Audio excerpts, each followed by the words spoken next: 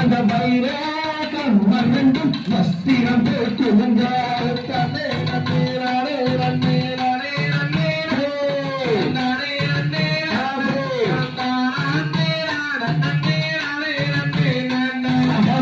கொள்ளுங்க இதை கொள்ளுங்க மென்மை முட்டும் நல்ல மென்மை முட்டும் நம்ம பலியாகி தன்னையும் தான் பலி